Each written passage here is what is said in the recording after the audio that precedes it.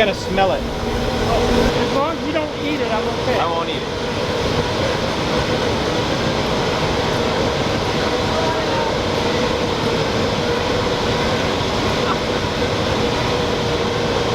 Smells like success. What's up, y'all? I'm Alan Hain, the Lawn Care Nut. Thanks for coming back for yet another week. Now, today is going to be part 2 of this week's videos that I talked about. In case you missed it, on Sunday I released part 1, which was me doing some spraying and praying here on the lawn. Now, I'm gonna give you a full update on everything that's happened here, but I can't do that right now because I happen to live in Florida and there's a trop storm coming in. Actually, it's gonna be a hurricane here in the next few hours, so I've got to get a mow in here. So I'm gonna go ahead and show you the results of the FERT, full on everything after the hurricane goes through. So I guess what I'm trying to say here is I'm gonna have to do a really quick enjoy the mow because it's literally coming in. It's a fast mover, so not gonna hit me. It's gonna hit Pensacola, but that's not too far from me. So I'm gonna get a ton of water being on this side of the storm here. So got to get everything mowed up, got to get everything cleaned up. This is, by the way, a perfect example of why I tell you, just because the fertilizer blackouts are over here in Florida, it doesn't mean you can go out and just go crazy and blanket the earth with granular fertilizers, because now we have this major hurricane coming through that's gonna dump a ton of rain. For me though, I got my granular FERT down, my Milo. I used the Florida bag rate, which is a lot less on the ground, as well as I got it down now. It's been 6 days ago. By the time we get all the rain here tomorrow, it'll be a full 7 days, and I've been watering. Everything's been watered in good, so I'm fine. Now on this side of the lawn, I used my liquid. It's long gone and in the soil and working. So that's one of those things to pay attention to. Just because the FERT bans are over, it doesn't mean you can go out and irresponsibly throw down a bunch of fertilizer. So I'm gonna get out here and enjoy my mow really quick here before this comes in, but let me just take this time to then go ahead and show you all the footage that I got and explain to you what I learned while I was visiting Milorganite.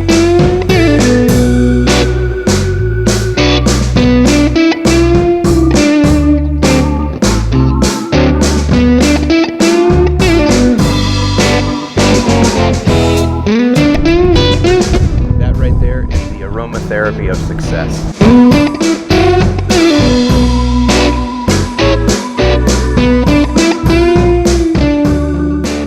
Okay, y'all, so I'm gonna have to do some narration here, mainly because, well, for 2 reasons. Number one is the audio did not come out really well on this because it was so windy. As much as I tried and I had a dead cat and everything, it's just, the audio was killed. So what I'm going to do is I'm going to narrate over the top of it. But also what I did is, like I usually do, is a drawing, and I'm going to go ahead and go over that because I think it helps to illustrate just a little bit better some of the points I want to make on how Milorganite is made. Okay, so this is my little drawing. I'll probably put a scan of it up somewhere so that way you can look at it a little bit more closely. But the biggest thing I wanted to talk about is, first of all, is let's talk a little bit about wastewater. Now, I realize that it's fun and dad jokes are great, and we talk about contributing to the cause, and yes, while I was in Milwaukee, I had cheese curds and spotted cow. So I definitely contributed to the wastewater stream in Milwaukee. ThrowerDown! You're welcome. But I want you to understand there's a lot more in wastewater besides just those solids or anything that comes from your toilet. You gotta think about that a little bit. See, because wastewater is, so think about food scraps and things that you might put down your own sink or restaurants put down their sink. Lots of good organic material in that. The other thing you wanna think about is, what about industries that are there, like breweries? Now, there's a ton of breweries in Milwaukee, and there is a lot of excess water that's used in the brewing process, and a lot of that goes into the wastewater stream. And so that takes me to the first kind of major point I wanted to make, which was, you guys asked, why did the analysis change from last year to this year?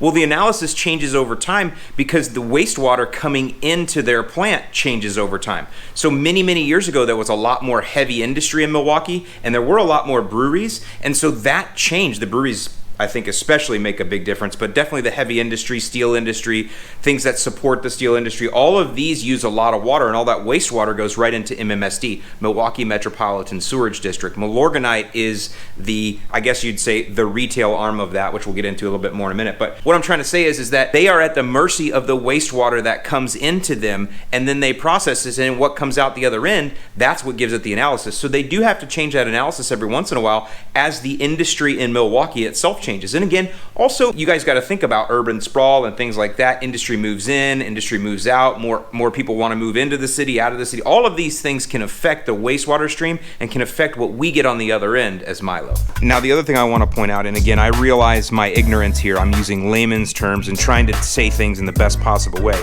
Pretty much all wastewater plants do this same thing, and what you're going to see here, they all kind of end up with something similar over here on the end, except that Milorganite, well, MMSD, they've gone that extra step up to create Milorganite so that their waste, their leftovers, a lot of it doesn't have to be put into landfill. Some does, but a good majority of it goes out to us where we can spread it on our lawns to make that beautiful green-blue domination that we like. A lot of other plants, they don't do that. A lot of their stuff, or the majority of their stuff, just goes into landfill. Now that doesn't mean that those other wastewater facilities are bad or anything like that, and a lot of them do make biosolids that go into fertilizers as well. Milorganite just kind of has their own way that they do it that is kind of, you know, their higher standards. And let me talk about why they have that higher standard. So you'll hear Jeff Spence say, he's a director over there, super good dude, and he will say, you know, that Milorganite is the most regulated fertilizer in the industry, and that is because MMSD is actually a regulatory agency themselves. So let's talk about that a little bit. So wastewater comes in to their purview, I guess is the best way to say it. Now that wastewater, again, it comes out from the city and everywhere else. And, you know, as you know, if you own a business, you can't just dump anything down your sink. You can't do that. If you have certain chemicals or whatever that you process in your industry, you can't just dump that down the sink. You can't just dump that into the wastewater stream. You have to properly dispose of those before they get into the wastewater stream. And so that's why I say the folks at Milorganite, or MMSD, they are a regulatory agency themselves, because upstream of this, they have different places where they're monitoring to make sure, hey, what's coming into our stream here? So they are regulating the businesses that create the wastewater. And once it comes to them and comes out the other end, which we'll get to, and then what they produce here that's going to go on our lawns, it's also regulated heavily. So they regulate what comes in, and then another agency regulates what goes out. Last thing I want to talk about is water conservation. That's been a big deal the last several years, obviously, and it's important. But what water conservation does is it reduces the amount of wastewater that comes in to MMSD so they can make Milorganite. So that's another point to make, is that water conservation is great, but it does affect the Milo stream.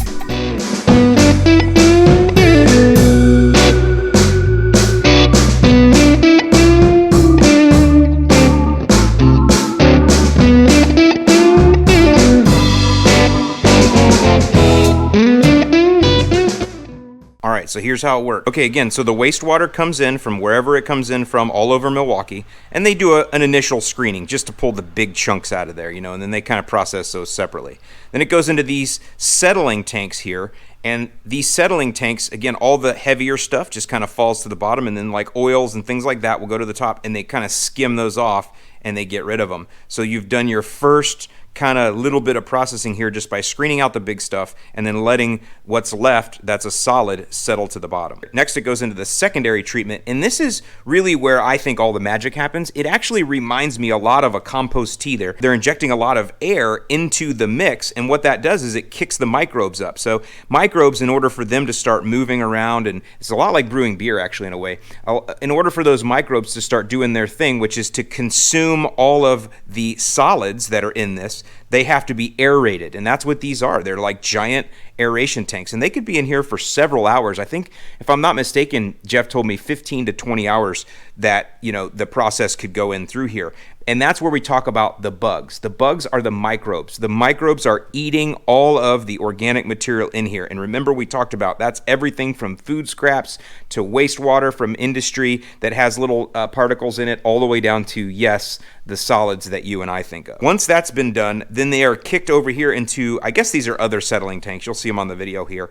And then that's where the bugs themselves, because when you cut off the air, the microbes will die. They settle to the bottom. The bugs do, the microbes. Those microbes are then pulled off into these really cool, like, I don't know, man, they look like giant baking trays kind of thing. What's left then is this beautiful, like, Milorganite cake batter, and that's put into these giant dryers, and as Jeff describes them, they're the size of giant school buses, and everything, and there's like a giant screw in the middle of that, and that screw just keeps that batter moving around as it's heated to thousands of degrees or however high they do it. And what that does is it separates to where you get out to the end, you get these nice usable pellets. Now, I'm sure that there is some sort of screening that goes in between they go directly into Milorganite, but you get the idea here is that that's how it kind of works. So, is it hot?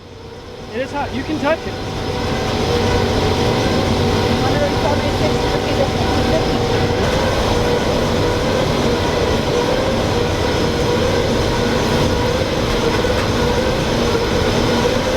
I gotta smell it.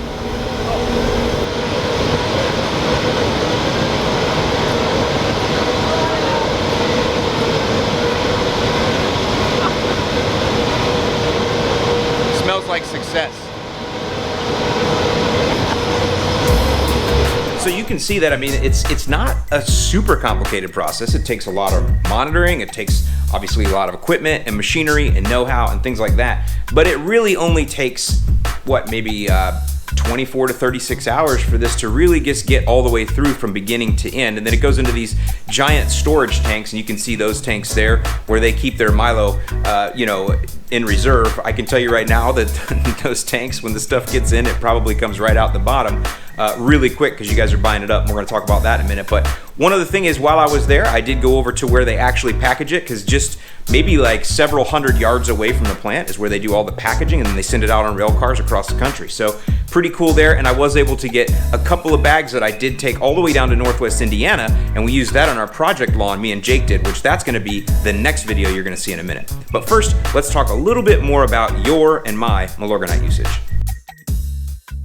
So what's interesting is, working with Milorganite as a sponsor, it's a lot different than working with other sponsors. And the reason being is because the folks at Milorganite, the folks that work there, the Milorganite brand itself, it's actually a not-for-profit brand. You see, Milorganite was invented or made up or was started, I guess in the best way to say it is, to take that wastewater, that waste product, and actually turn it into something viable that can be used, hence the fertilizer that we love so much. And then the proceeds that come from the sales of Milorganite actually go to subsidize the cost of treating the wastewater for the residents of Milwaukee. So because of that, what you have at MMSD is it's really run by scientists, chemists, people like that, and then you have me on the other side going, roo-rah, buy all this stuff, buy, and I'm like, do those chemists even care? And that's what I got out of this. I mean, I'm sure that they do, and I know that Jeff and Aaron, who I work with at Milorganite, I'm sure they care that we make a lot of sales. But what I really found out talking to them is, first and foremost, they're about conservation. They're about being eco-friendly. They're about the environment. They're about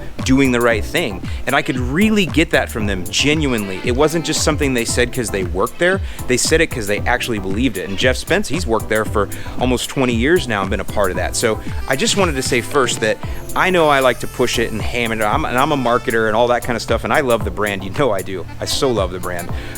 But I just want you to know they're not the ones that are pushing it so hard like that. They're happy about it, but they're not the ones that are trying to push it so hard. That really came from me and you guys. ThrowerDown! You know, their main job, again, is to do the best that they can with the money that they get to help subsidize the cost of treating that wastewater for the folks who live in Milwaukee. ThrowerDown! Okay, so ultimately, what am I getting at here? Because some of you guys are like probably wondering what the heck I'm talking about. And that is this. I love to throw her down.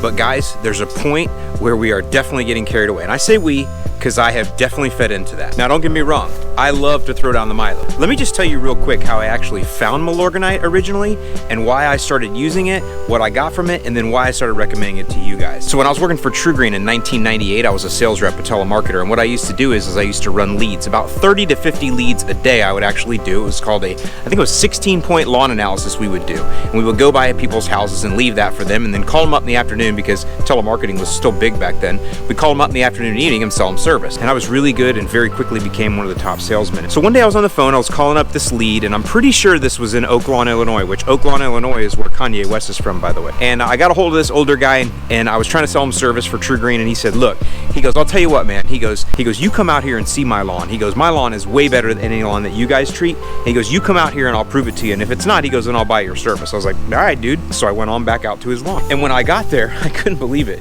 Dude's lawn was like dark blue. And that's when he told me what he was doing. He was throwing down Milorganite. And let me tell you, old boy was throwing it down. So when I bought my first house in Griffith, Indiana, which was not long after that, I started using Milorganite on my own lawn. Fast forward to today, and like a lot of you guys know what Milorganite is, and I do love the fact that you throw down heavy, because that's really my main audience that I go after, as you guys know, is I really try to help beginners, people that are trying or don't understand lawn care or want to understand it. I try to help them gain confidence to throw down, because that's really the biggest barrier to entry, whether you know or not, that homeowners have with doing their own lawn care, especially fertilizing and weed control, is they just have this fear about throwing down. Look, I get it. You spend a lot of money on your house and you know what it costs to resod a lawn if you mess it up or burn it, so there's some apprehension there. And that's why I love Milorganite, and that's why I've always used Milorganite, for these reasons. Number one is because it works. We know it does. You throw it down, the lawn turns blue-green within a few days, depending how warm it is. The second reason is because it's readily available. Obviously, my audience is nationwide, and if I'm going to recommend a product to you guys, I want it to be one that you can get, and Milorganite is that product. And the final reason that I recommend it and use it, and it's just as important as the others, is because it is foolproof. It's not going to burn anything. So it gives that beginner the confidence to go out and throw down hard, because beginners tend to do that, and you're not going to hurt anything. Throw her down and learn. But just with anything you do in life, I mean, I want you to learn as you go, and I want you to optimize for your situation. I don't want you to always do the same thing all the time. Part of what I say is repetition is the key to learning, is so you can start making some of your own decisions, and some of those decisions should be not to throw down so hard all the time. And guys, this isn't just a Milorganite thing, this is any fertilizer thing. You gotta stop throwing down so hard. I get it, I love doing it too, but if you need to scratch that itch, there are other things you can throw down.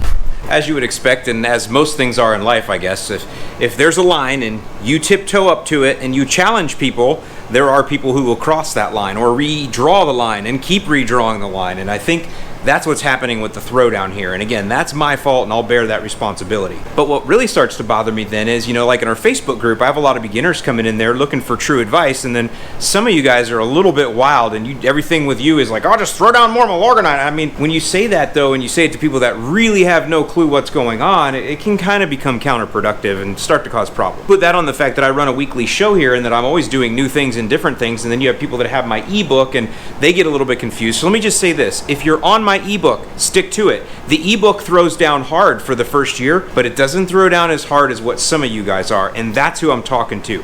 Anybody that's throwing down that hard, you know who you are. Please back it down, and please don't taint the beginners. Now, I know you guys are gonna think, oh no, did the Milorganite people get mad at you? No, they didn't. Guys, things evolve. I learn, I become better, because I only had TruGreen training, which is very good training, but it's only enough to get you so far. Let's be a little bit more conservative with our throwdown of FERT, and especially Milorganite. That way there'll be enough for everyone to go around. Yes, they are working on figuring out ways to get more to you, but in the meantime, you don't have to throw down bag rate every 4 weeks at 15 pounds per thousand. Let's back it down. The lawn is only gonna get so blue. Try to get away with a little less. And in fact, that makes it more of a challenge. To try to keep the same color by throwing down a little bit less, just throw it down more strategically. In the end, what I'm trying to say with all this is, guys, just chill it out a little bit. We don't want to do anything irresponsible. We don't want to throw down so much that we're going to hurt something or cause overgrowth or anything like that, okay? Thrower down is fun. I want you to have fun with it, but be responsible and be smart as you do. Now, if you're a beginner and you're just coming here, you got to pass. You can throw down for a couple months. You can throw down really hard if you want. In fact, you can throw down hard for your first, I don't know, season if you want to. But after that, once you've learned, once you've gained confidence, start doing your own math and back her down as you go. So there you go. I hope this video has been helpful to you. Don't forget, I got another video coming out probably tomorrow night, Sunday night, and that one's all about the second throwdown that Jake the Lawn Kid and I did at our project lawn in Northwest Indiana. So with that, I'm Alan Hain, the Lawn Care Nut. Thanks for watching, and I'll see you in the lawn.